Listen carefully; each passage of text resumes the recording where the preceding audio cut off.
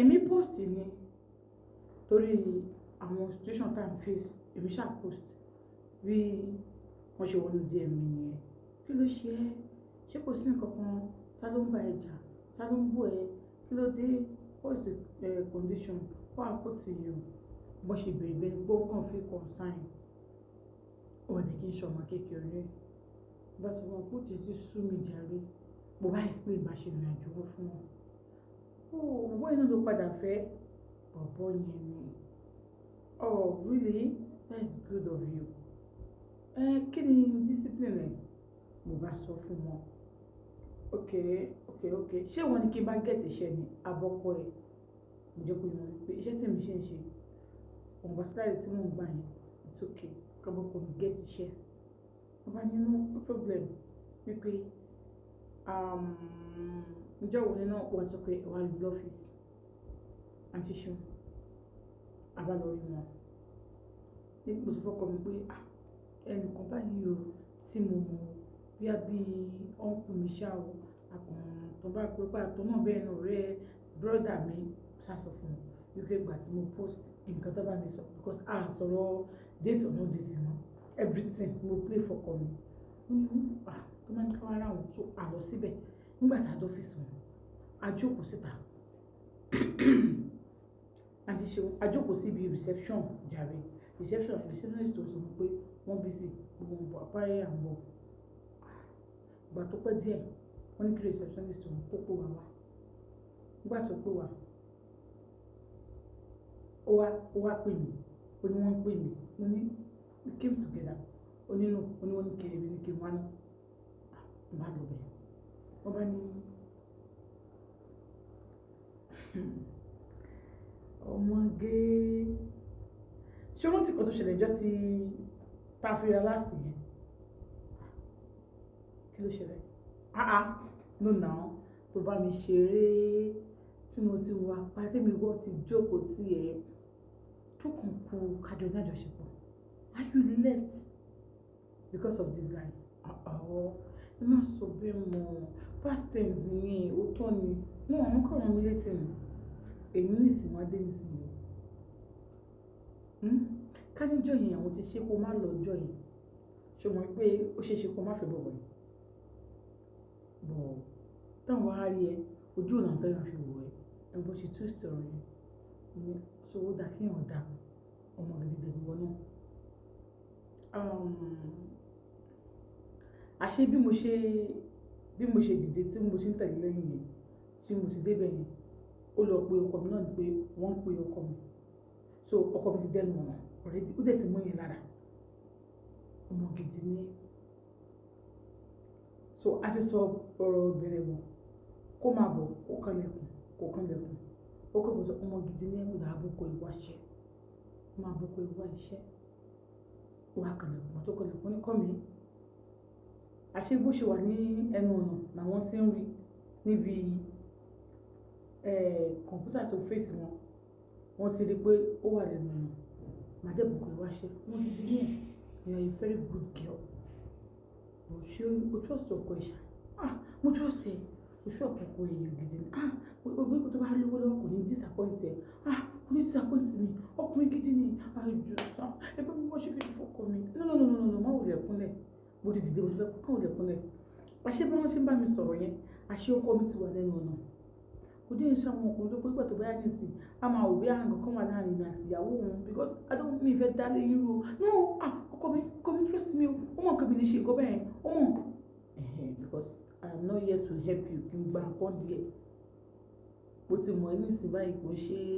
kò ṣe ní kò ṣàná kò ṣe jẹ́ta so nǹkan tí mo kàn fi béèrè lọ́wọ́ mi and I'm trying my best láti jẹ́ kí ó yẹ kí n pẹ̀lú méjì wọlé nípa bọ̀ mo mọ̀ jẹ́ kí wọ́n wá ná before kọ̀pọ̀ tó wá kálí jọ sọ̀rọ̀ because wọ́n á ní sọ pé àwọn boyfriend yìí ló bá mi wá ṣe mí ìfẹ́ wọn la o I am not here to destroy your home I am not your boyfriend I am just like a brother to you which you know mo ọkọ mi náà mú kódà tí àtẹ̀mí àti òfin ọkọ mi really very impressive okay ọkàn mi ṣẹ̀ṣẹ̀ balẹ̀ ní báyìí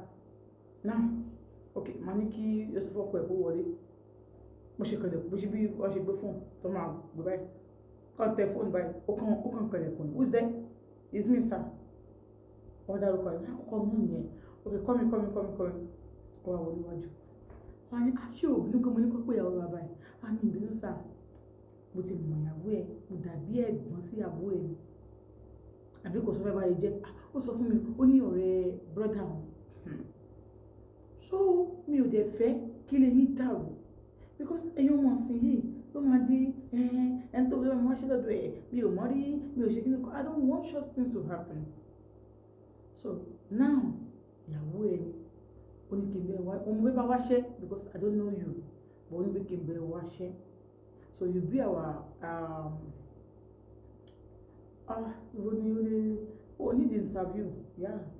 she told me about you qualify so ní problem just that ṣiṣẹ́ mi bí ṣe don't disappoint me please mi ní disappoint yín má ṣiṣẹ́ ibi iṣẹ́ ni thank you so much God bless you àwọn nǹkan tó ní kókó akọ cv everything ọkọ̀ ń bá kólẹ̀ ó ní ọmọ yẹ òwe o nígbà tí wọ́n yẹ òwe wọn máa wọ̀nyí ó ti ríṣẹ́ mo ní kàn prepare letter of agreement between our company and you and bó ṣe bóyá gẹ́yẹ̀ ṣe kọlẹ̀kùn ìyẹn secretary ọwọ́ fún wọn ni thank you sir management director okay marketing director ó ṣàfihàn sọ ọ̀gá kan ṣáà ni thank you so much thank you ẹ ṣé gan everything bọ́jà bá ṣe jáde ní complain bó ṣe wọlé padà it will be my husband will be in charge àti ṣeun inú ọkọ mi dùn ní tèmi náà dùn bàtà dé lọ ó ní má bínú àbúrò mi ni màá fún lówó wọn bá mú owó jáde wọn bá kà wọn bá débi 50k if you wan come sílé so by ending of the month we wá bẹ̀rẹ̀ iṣẹ́ by next month àti wà ní bí i 24 so kò fi prepare rẹ̀ so on the first by go resume sí iṣẹ́